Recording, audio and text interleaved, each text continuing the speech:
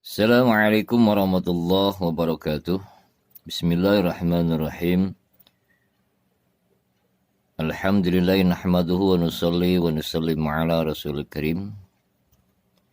Puji kali syukur yang sami-sami panjatkan ke zat Allah subhanahu wa ta'ala.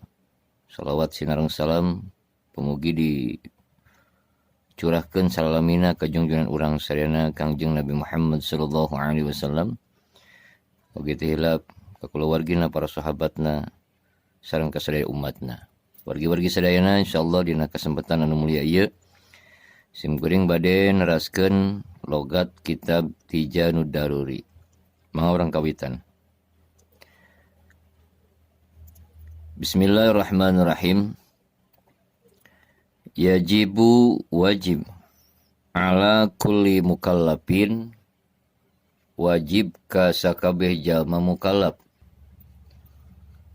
naon ya'rifa yen nganyahokeun jalma mukallaf makana perkara yajibu anu wajib ieu perkara fi haqqihi dina hakna Allah taala bari mahaluar Allah, wa ma jeung perkara yastahilu anu mustahil ieu perkara, wa ma jeung perkara yajuzu anu wenang ieu perkara.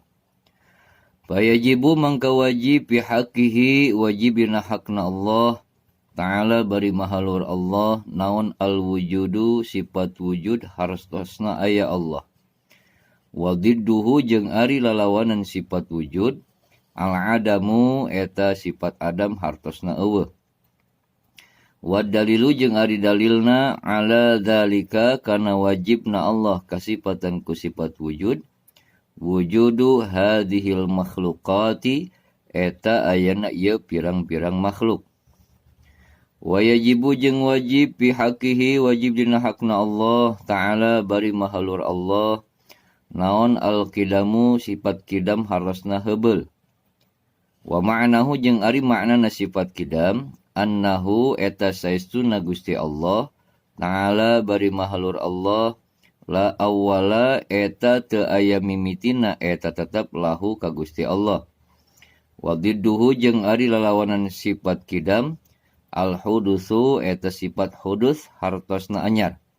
Wa dalilu jeung ari dalilna ala dzalika kana wajibna Allah kasifatan ku sifat qidam annahu eta saestuna Gusti Allah laukana eta lamun bukti Allah hadisan eta anu anyar lahtaja tahtang tumika butuh Allah ila muhditsin kanu nganyarkeun, wa huwa jeung ari Allah mika butuh kanu nganyarkeun muhalun eta mustahil.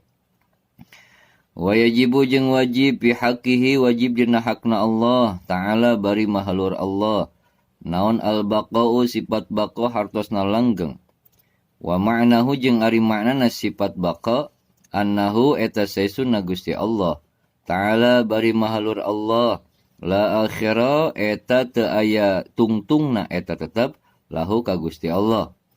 Wa dalilu jeung ari dalilna ala dzalika kana wajibna Allah kasifatan ku sifat baqa annahu eta saestuna Gusti Allah laukana eta lamun bukti Allah panian eta anu ruksak lakana tahtang tu bukti Allah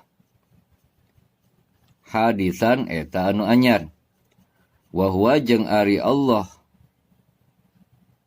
anyar muhalun eta mustahil. Wa yajibu jeung wajib